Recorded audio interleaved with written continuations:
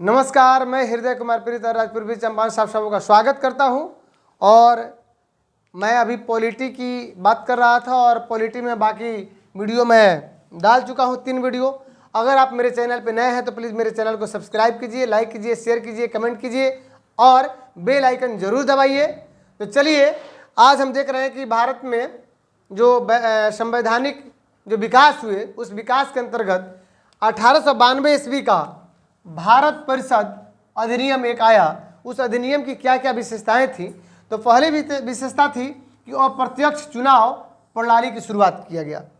दूसरी कि राजस्व एवं व्यय अथवा बजट पर बहस करने एवं कार्यकारिणी से प्रश्न पूछने की शक्ति प्रदान की गई। तो अगर सवाल आता है कि अप्रत्यक्ष चुनाव प्रणाली की शुरुआत किस अधिनियम के तहत किया गया, तो हमारा आंसर हो सकता है कि 1892 ईस्वी का भारत परिषद अधिनियम के तहत अप्रत्यक्ष चुनाव प्रणाली की शुरुआत हुई। अब आगे 1909 ईस्वी की, 1892 हो गया, 1909 ईस्वी का भारत परिषद अधिनियम। 1909 ईस्वी का भारत परिषद अधिनियम में हमें ये देखना है कि क्या क्या सुधार हुए। तो इस अधिनियम को हम मार्ले मिंटो सुधार भी कहते हैं। मार्ले मिंटो सुधार क्यों कहते हैं? कि चूंकि लॉर्ड मार्ले जो थे भारत के सचिव, राज्य सचिव थे। लॉर्ड मार्ले भारत के राज्य सचिव थे और कहाँ थे? ये इंग्लैंड में थे। ये इंग्लैंड में क्या थे? भारत के मार्ले जो थे वो राज्य सचिव थे।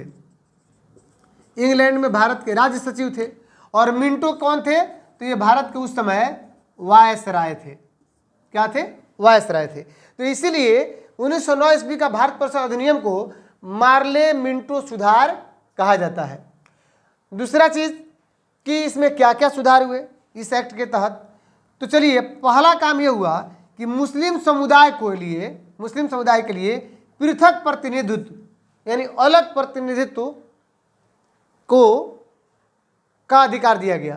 तो अलग प्रतिनिधित्व का मतलब है कि मुस्लिम अगर कोई सदस्य चुनाव लड़ रहा है तो उस सदस्य का जो उम्मीदवार है उस उम्मीदवार को वोट देने का भी अधिकार मुस्लिम मतदाता को था। यानी मुस्लिम मतदाता ही मुस्लिम सदस्य को, मुस्लिम उम्मीदवार को मत दे सकते हैं। तो इस तरह से भारत में अगर कहा जाए कि प्रथम सांप्रदायिकता को वैधानिकता मिली, पहली बार, प्रथम तो यानी सबसे पहली बार सांप्रदायिकता को वैधानिक मिली किस में? तो मार्ले मिंटो सुधार में, यानी 1909 ईस्वी का भारत परिषद अधिनियम में। सवाल ये हो सकता है कि सांप्रदायिकता को वैधानिकता सबसे पहले किस अधिनियम के तहत दिया गया? तो हमारा जवाब ये हो सकता है कि 1909 ईस्वी का भारत परिषद अधिनियम। दूसरी बात कि सांप्रदायिक निर्वाचन के जनक, तो चूंकि सांप्रदायिक निर्वाचन के जनक निर्वाचन होना शुरू हुआ तो मुस्लिम समुदाय, मुस्लिम सदस्य के निर्वाचन के लिए मुस्लिम मतदाता, यानी हमारे मिंटो को, लॉर्ड मिंटो को, किनको? लॉर्ड मिंटो को क्या कहा जाता है? सांप्रदायिक निर्वाचन के जनक कहा जाता है। सवाल अगर आ सकता है कि सांप्रदायिक निर्वाचन के जनक कौन थे? तो लॉर्ड मिंटो थे। दूसरा ये इसमें क्या चेंजेज हुए कि भारत सचिव एवं गवर्नर जनरल की कार्यकारिणी परिषद में भारतीयों की नियुक्ति होने लगी। किनकी? भारतीयों की नियुक्ति होने लगी। किसमें? तो भारत सचिव एवं गवर्नर जनरल पद पर नहीं, कि कार्यकारिणी परिषद में नियुक्ति होने लगी। तीसरा यह हुआ कि प्रांतीय विधान परिषद की संख्या में वृद्धि कर दी गई। तो इस तरह से चौथा मैं आपको बता रहा हूं कि क्या चेंजेस हुए।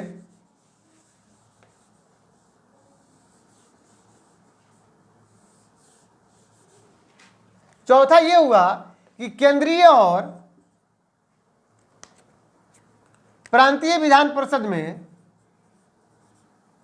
केंद्रीय और प्रांतीय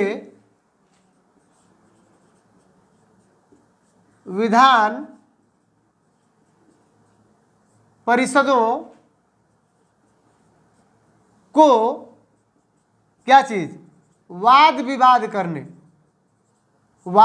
करने या प्रस्ताव पेश करने। तो प्रस्ताव कैसा? तो प्रस्ताव ऐसा हो कि जो सार्वजनिक हित के विषय हो। कैसा प्रस्ताव? तो सार्वजनिक हित। सार्वजनिक हित का अगर कोई प्रस्ताव था, सार्वजनिक हित के विषय का, तो उसको प्रस्ताव पेश करने। साथ में पूरक प्रश्न पूछने, पूरक प्रश्न पूछने और मत देने का अधिकार दिया गया। आगे पांचवा बता रहा हूं क्या? तो पांचवा में हुआ आपको कि सत्येंद्र प्रसाद सिन्हा का नाम आपने सुना होगा। तो सत्येंद्र प्रसाद सिन्हा, सत्येंद्र प्रसाद सिन्हा को विधि सदस्य बनाया गया। क्या बनाया गया? विधि सदस्य। और कहां बनाया गया? तो वायसराय की कार्यपालिका, वायसराय की कार्यपालिका परिषद के प्रथम भारतीय सदस्य के रूप में इनको विधि सदस्य बनाया गया। अब जो छठा बदलाव हुए कि प्रेसिडेंसी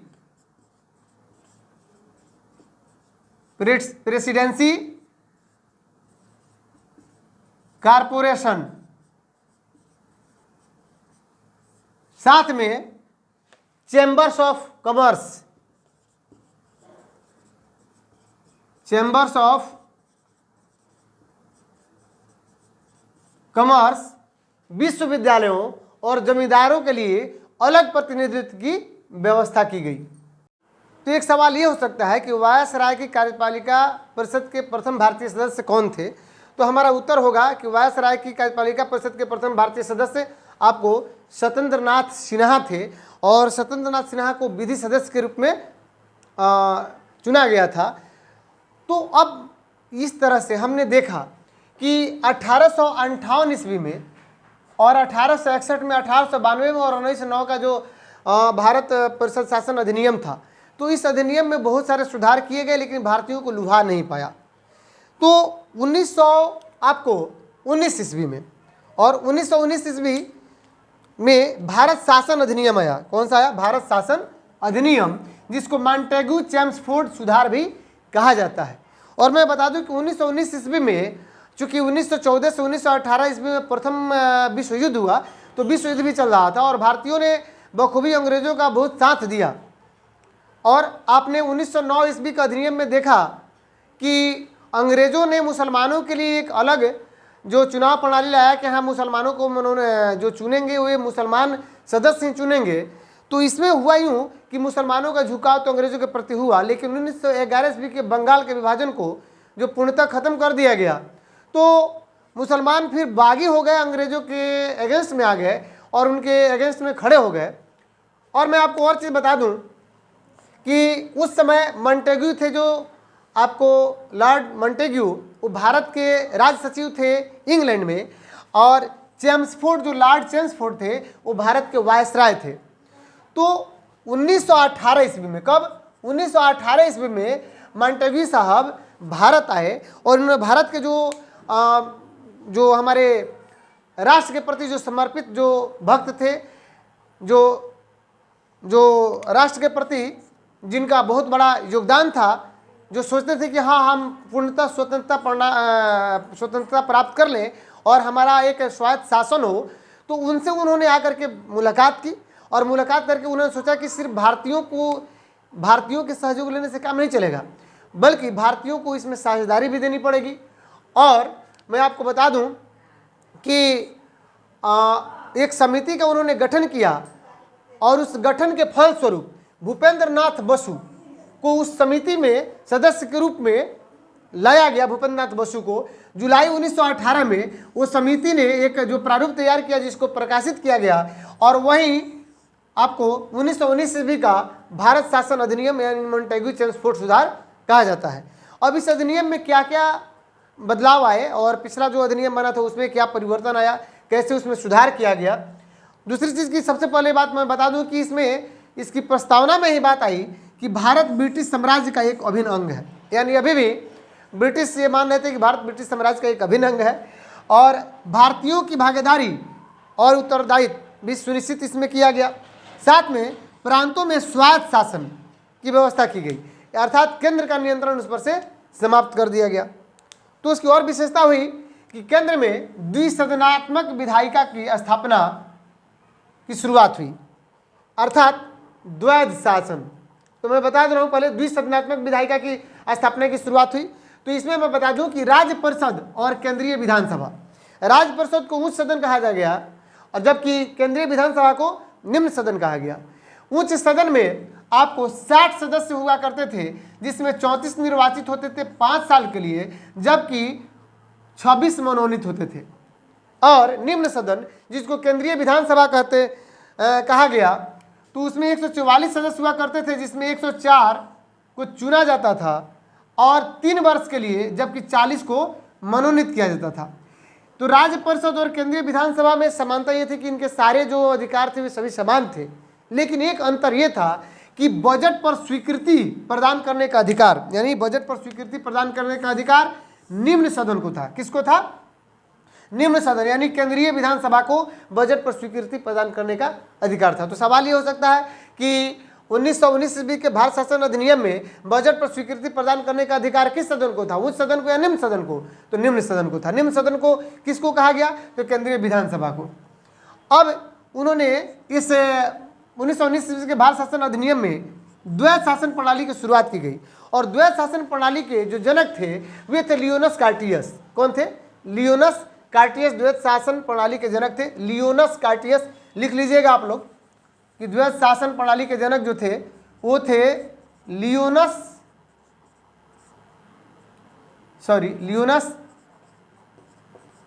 कार्टियस। तो द्वैध शासन प्रणाली में क्या हुआ कि 2 वर्गों में बांटा गया और एक आरक्षित वर्ग किया गया और एक हस्तांतरित वर्ग किया गया। आरक्षित वर्ग में आपको वित्त, भूमि कर, पुलिस पेंशन और आपको छापाखाना, समाचार पत्र इत्यादि को शामिल किया गया, जबकि हस्तांतरित जो वर्ग था या आंतरिक वर्ग जिसको कहा गया उसमें शिक्षा, पुस्तकालय, संग्रहालय, चिकित्सा, उद्योग, मनोरंजन, धार्मिक एवं जो अग्रहार जो दान था उसको इसमें शामिल किया गया। तो आरक्षित वर्ग का जो प्रशासन था वो गवर्नर एवं कार्यकारी परिषद के द्वारा उसको देखा गया, उसके प्रशासन को चलाया गया। लेकिन हस्तांतरित वर्ग के जो प्रशासन को गवर्नर के द्वारा जो विधान परिषद के जो उत्तरदायी मंत्री हुआ करते थे वे उसको देखते थे, वे उसको चलाते थे। इस प्रकार आपको ये 1919 ईस्वी का भारत शासन अधिनियम में महालेखा परीक्षक की नियुक्ति भारतीय सचिव के द्वारा करने की बात की गई, नियुक्ति की गई और लोक सेवा आयोग गठन का प्रस्ताव भी लाया गया। जो ली आयोग 1923-24 में ली आयोग थे, ली आयोग ने क्या किया कि उसकी सिफारिश की कि हाँ लोक सेवा आयोग के गठन होना चाहिए और फिर लोक सेवा आयोग का गठन किया गया। मैं आपको बता दूं कि मॉन्टेग्यू चेम्सफोर्ड सुधार में सबसे इंपॉर्टेंट अगर कोई चीज़ हुआ तो एक और चीज़ हुआ कि महिलाओं को वोट देने का अधिकार दिया गया, यानी महिलाओं को मत का अधिकार दे दिया गया। उसके पहले मत का अधिकार की बात नहीं थी। और उस समय जब महिलाओं को वोट देने का अधिकार जब दिया गया तो इंग्लैंड के उस समय प्रधानमंत्री तत्कालीन थे, वे प्रधानमंत्री थे लॉर्ड जॉर्ज थे। इंग्लैंड के तत्कालीन प्रधानमंत्री उस समय लॉर्ड जॉर्ज थे। तो उस समय महिलाओं को मत देने का अधिकार दिया गया। साथ में इस अधिनियम के तहत केंद्रीय बजट को राज्य के बजट से अलग कर दिया गया और वैधानिक आयोग का गठन किया गया। तो हमने देखा कि जैसे जैसे एक्ट बनते गए और इसमें सुधार होता गया, तो ये जो आपका एक्ट था 1919 ईस्वी का, ये आपको मॉन्टेग्यू चेम्सफोर्ड सुधार था। और आपने इस चैप्टर में देखा 2 चीज़ें, एक मार्ले मिंटो सुधार और दूसरा मॉन्टेग्यू चेम्सफोर्ड सुधार। जब ये मेरा पॉलिटी का ये जो सब्जेक्ट पूरा संवैधानिक विकास खत्म हो जाएगा तो अनेक क्वेश्चन मैं लेके आऊँगा और सिर्फ क्वेश्चन का ही पिटारा होगा। तब तक बने रहिए मेरे इस वीडियो पे। और अगर आप मेरे चैनल पे नए हैं तो सब्सक्राइब कीजिए, लाइक कीजिए, शेयर कीजिए, कमेंट कीजिए। अगर पुराने हैं तो शेयर भी कीजिए, अपने दोस्तों को लाभान्वित कीजिए। और एक और बात कहने का मतलब है कि हम अगर शिक्षक सहायक अध्यापक की तैयारी कर रहे हैं या सीटेट डीएलएड की तैयारी कर रहे हैं, ये ज़रूरी नहीं कि फिर जब आएगा कि कब फॉर्म फिलअप होगा, कब इसका सिलेबस आएगा। मैंने तो प्रस्तावित सिलेबस तो बताया ही है, तो उसके बाद हम तैयारी करेंगे। नहीं, अब जब प्यास लगी तो कुआं थोड़े खोदेंगे, हमारी तैयारी पहले से चलती आनी चाहिए। चलिए मिलते हैं नेक्स्ट वीडियो में, तब तक के लिए थैंक यू।